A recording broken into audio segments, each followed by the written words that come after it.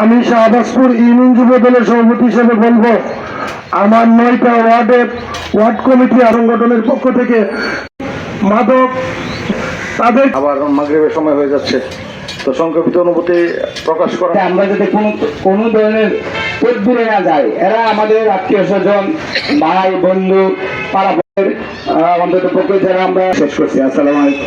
মাদকের মাধ্যমে তোমাদের মধ্যে পরস্পরের দুশ্মনী সৃষ্টি করে, তোমাদের মধ্যে একজন আরেকজনের প্রতি বিদ্বেষ সৃষ্টি করে। প্রধান অতিথি ও ব্রাহ্মণবাড়িয়ার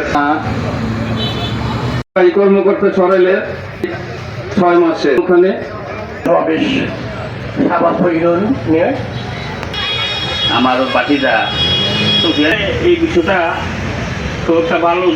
ওসি সাহেব মহোদয় এবং আমাদের নেতৃবৃন্দ এবং সচেতন গার্জিয়ান, এরকম আমরা গড়ে তোলার জন্য আমরা যারা সমাজে বসবাস করি, আমাদের কাছেই মাদক কারবারি, মাদক সেবী এবং মাদকের ডিলার বলেন, যাতে জানামিয়ে বলেন, আমাদের কাছেই থাকে।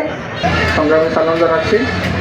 মাদকের বিরুদ্ধে আমাদের এই সামাজিক আন্দোলন গড়ে তোলার জন্য আমাদের এই রেলি প্রসারের জন্য প্রধানত মাদক বাংলাদেশে এই মাদক কোনোটাই বাংলাদেশে উৎপাদন হয় না, বাইরে থেকে হয় আকাশপথে কিংবা সীমান্তবর্তী। প্রথমে করতে পারতাম, তাহলে কিন্তু মাদক হতো না। মাদক যদি আমি আটক করি, ধ্বংস করি, আটক করা গেল, এটা মাদক 1 কেজি গাঁজাও যদি আসে আবার আমাদের সাথে অনেকের সাথে আমাদের পরিচয় হচ্ছে, অনেকের সাথে দেখা সাথে পাই। এখন যে সংক্রান্তে আমরা আসছি দুটো কথা না বললেই নয়। শুধু আমাদের দেশ নয়, গোটা পৃথিবীর মতো হয়ে উঠছে, বুঝতে পারছেন? গোটা পৃথিবীতে মাদকটা বিস্ফোরণের মতো হয়েছে, আর আমাদের দেশে এটা হয়েছে বিস্ফোরণ না। এর থেকে অন্য কোনো ভাষা আমার জানা নাই যে কীভাবে আমাদের এটা বলবো। সারা দেশে মাদকের যে প্রাদুর্ভাব, এটা নিয়ে শুধু আপনাদের এই ইউনিয়ন, এখানে আপনাদের